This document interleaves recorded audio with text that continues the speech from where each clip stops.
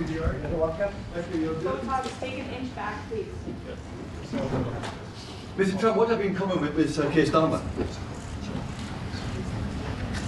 We stand side by side still today, and we're focused now on bringing an enduring end to the barbaric war in Ukraine. I don't know whether you've had a chance to study this story, but a two-tier justice system appears to be what the Sentencing Council would like, and quite unbelievably suggesting that white people should be treated differently for the beak than everybody else. Why are you letting them destroy their documents? The question that left Kier Starmer visibly shaken during what should have been a routine interview. Watch as an ordinary citizen dismantles the Labour leader's immigration policies in front of a cheering audience. With deportations down by a staggering 44% under his watch, Starmer's £1 million, one-flight PR stunt didn't fool this crowd. The moment captured perfectly what millions of Britons are thinking, but mainstream media won't address. Before we move on, I'd like to ask you a small favour. If you appreciate this content, please take a second to like this video and subscribe to the channel. Over 98% of you watch the videos without subscribing. It costs you nothing, but it makes a huge difference to us. So, did you click the subscribe button? Great, thank you so much. Now, back to the video. That is what it's supposed to be about. So if that is what they've said, first of all, it's bad in terms of justice. But secondly, it's very bad in terms of race relations. Well, if that really is what they've suggested in terms, then it is a complete nonsense, because the whole point of the law is that it's completely impartial, and that you and I get exactly the same measure of justice, because every time you propose that one section of the community, no matter what it is treated more favourably than another, then you actually cause tension. That is what you cause.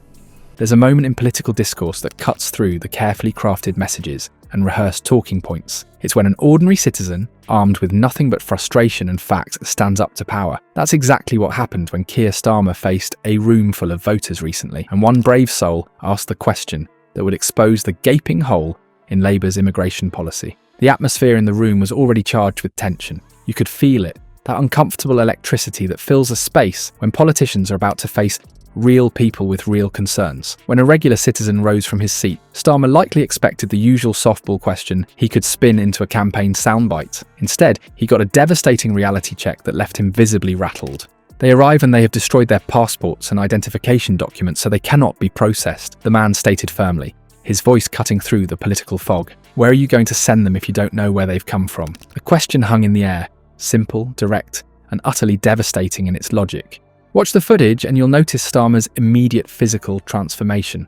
And she's going to write to them to register her displeasure and to recommend reversing this change to their guidance. Well, surely she should do a little bit more than recommend, and surely she should be a little bit more than displeased. Exactly right. And I mean, it's not only ethnic minorities, it's religious minorities, it's women as well. I mean, they've basically been told by Shabana Mahmood. I'm quite surprised that as the Secretary of State for Justice, she didn't know this, but she claims that they do not represent her views or the views of the government. But with the migrant situation, you just cannot. They're taking us for months. Well, of course they are. And I mean, it makes a mockery, does it not, of Keir Starmer's attempts at making the country secure by helping out in Ukraine and promising to send peacekeeping forces and all the rest of it, if he can't even control his own borders.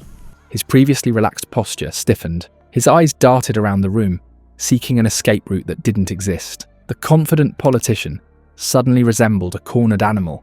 His body language screamed discomfort as he shifted his weight from foot to foot, while his face contorted into a grimace barely disguised as concentration. Most telling was Starmer's desperate attempt to interrupt the citizen, not once but multiple times. The Labour leader, who prides himself on composure and listening skills, couldn't bear to hear the question in its entirety. It was a textbook display of defensive behaviour from a man whose political strategy was being dismantled in real time by someone who hadn't been coached by a team of expensive PR consultants. When finally forced to respond, Starmer retreated into the safety of vague promises about returning people to their countries of origin.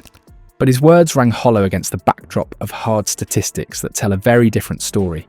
Under his leadership, deportations have plummeted by a staggering 44%, a figure he conveniently failed to mention. While he speaks of toughness and control, the numbers reveal a policy in shambles, with illegal entries continuing to rise month after month. Perhaps most damning was the audience's reaction. This wasn't polite, obligatory applause for a well-delivered political answer. It was a thunderous outpouring of support for the questioner, a genuine, unscripted moment of collective agreement that even BBC cameras couldn't edit away. The crowd erupted not for the powerful politician, but for the everyday citizen who had articulated what millions of British voters think every day but rarely hear, reflected in mainstream political coverage. The applause spoke volumes. It was recognition that someone had finally broken through the carefully constructed barrier that separates political rhetoric from reality. In that moment, the audience wasn't divided by party lines. They were united by frustration with years of empty promises on an issue that affects communities across Britain. Starmer's response only made matters worse. Instead of addressing the specific question about illegal immigrants destroying identification documents, he retreated into generalities about processing claims and border security, the kind of political speak that voters have learned to recognise as empty calories. With each evasive sentence, the audience's frustration visibly grew. The exchange reached its climactic moment when the citizen, clearly unsatisfied with Starmer's political dance, interjected with the devastating follow-up. "You still can't answer the question. It wasn't just an observation.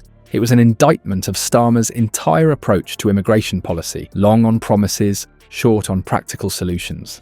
Meanwhile, the hard numbers tell a story Starmer would rather avoid. While deportations have nearly halved under his watch, the backlog of asylum cases has swelled to unprecedented levels. Each statistic represents a failure, not just of policy, but of political courage, the willingness to confront difficult realities rather than disguise them with performative outrage and carefully worded press releases.